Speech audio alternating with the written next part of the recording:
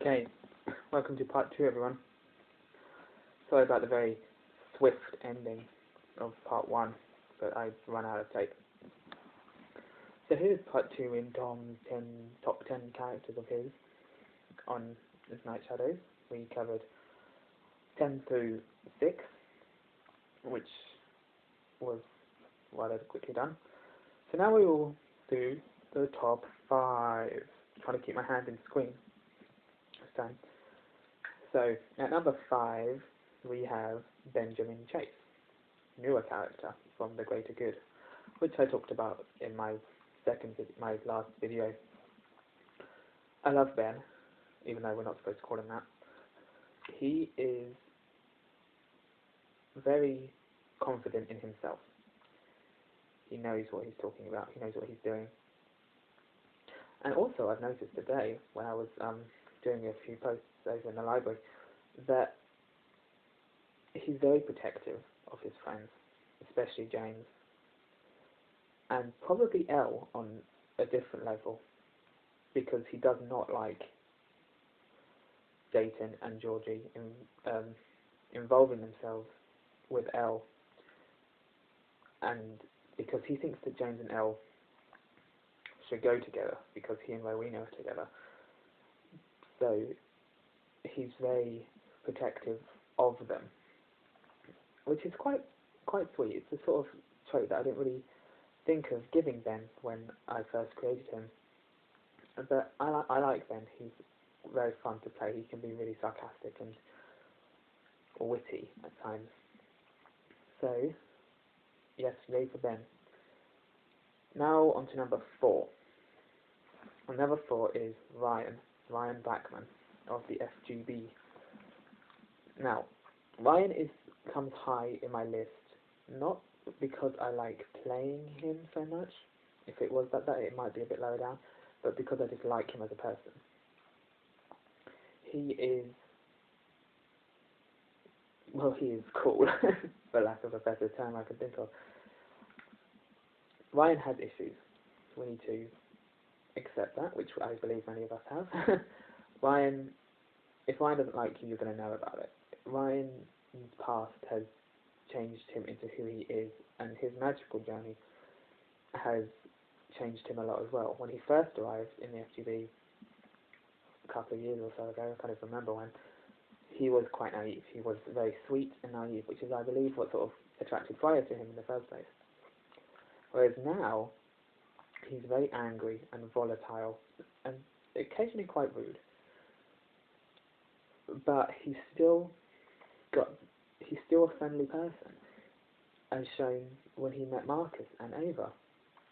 He can make friends if people don't prejudge him, as most people do, because of his sort of constant war with Rachel. But I like Ryan when he's angry. It's fun because he's so impulsive and rash. He doesn't think about it, which makes him a very interesting flip side to Jacques. But Ryan will forever be my FGB character now. I've accepted it. I tried bringing in Viridian, and it just didn't work. I missed Ryan almost instantly. So Ryan's here for good people. Can't get rid of him now. Okay, so before I run out of time again, which hopefully I won't, move on to number 3. And number 3 on my list is Alexander Chase, Benjamin's younger brother.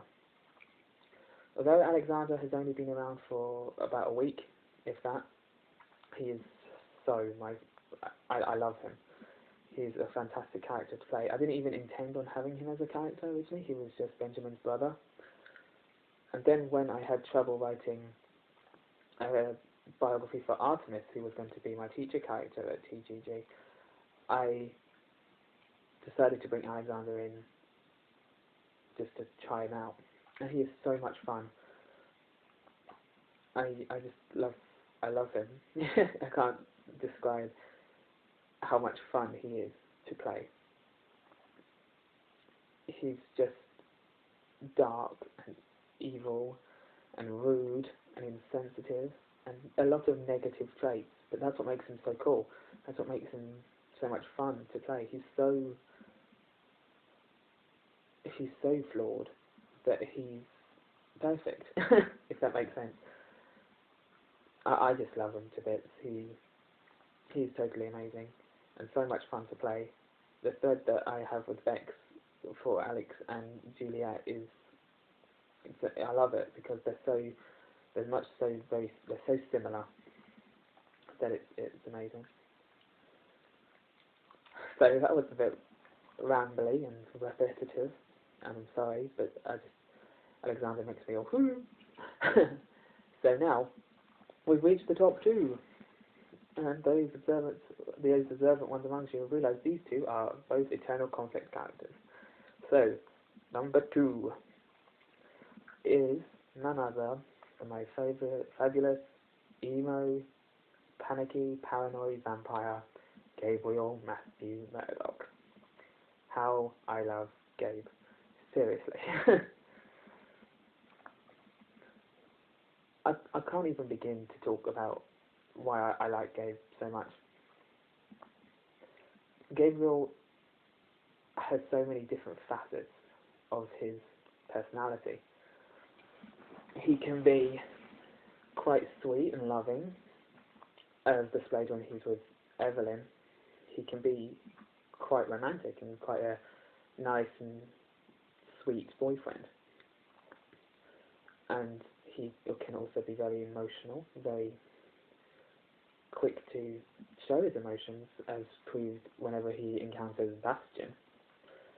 He just descends into deep-seated anger and rage and frustration and sadness as well. Gabriel is very good at being sad, as shown with his whole emo phase when he thought Evelyn was going to die.